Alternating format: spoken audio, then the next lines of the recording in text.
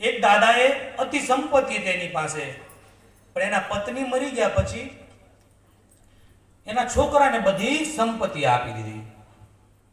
અને પછી દશા કેવી થઈ, નહીં ઘરના નહીં ઘાટના. જમવાનું કહેતા કે આ થાય છે હવે લે, ઓલાને ન ભાવે ને એવું જ ખાવાનું કરે. દાંત નથી તો હરીફવાનું શાક કરે લે.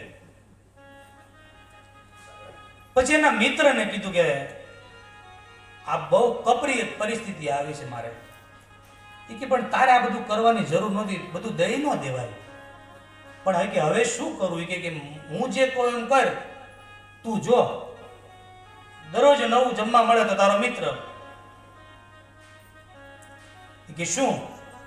એ કાલે તું આવજે. એક સારામાં સારી ચાંદીની પેટી લાવી દીધી, અને એ પેટીની અંદર જે આપણે સોડા પીએ ને, સોડાની બાટલીના બિલ્લા આવે, એ બિલ્લા ભરી દીધા. એ કે તારે દરરોજ બાજુમાં રાખવાનું, તાળું રાખવાનું, ખખડાવતું જવાનું. કીધું કે હવે ભાઈ પાછળથી એવું મને લાગશે ને દે હું, નકર પછી મંદિરમાં દાન કરી દઈશ. અને દાદા પેટી એમ પગની નીચે રાખે, હલવા દઈ ગયો. ભાઈ ઘડીક થાય ખખડાવે કે રાણી સિકા છે. અને ભાઈ પત્ની અને પતિ ઝઘડો કરે, બાપુજીને હું જ જમાડીશ.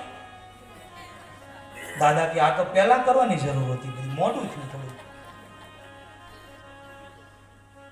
શું જમવું તમારે?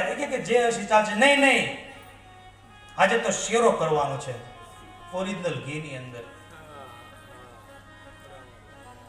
તેનો દીકરો કે કાચું બધા. પત્ની કે નહીં, એનો ચાવી શકે, એનો ભૂકો નાખીશું લે. અને દાદાને દિવસે દિવસે ભાઈ આમ કરતા કરતા 10 વર્ષ દાદાને રામ કૃપા એને રોજ દિવાળી. દાદાનું શરીર, બધા પૂછે કે ભાઈ તમે શું કરો છો? કાંઈ નથી કરતો, આ પેટી છે ખાલી.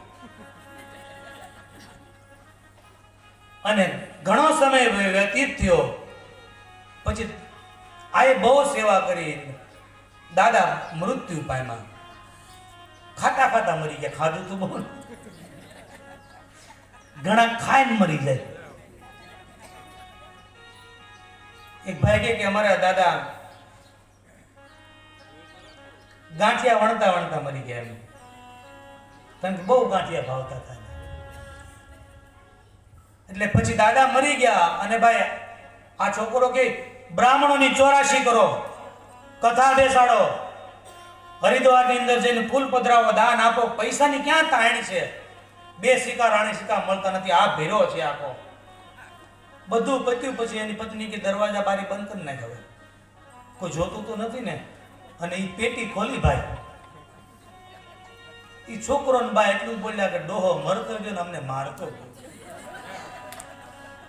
માટે બધું દઈ પણ ન દેવું.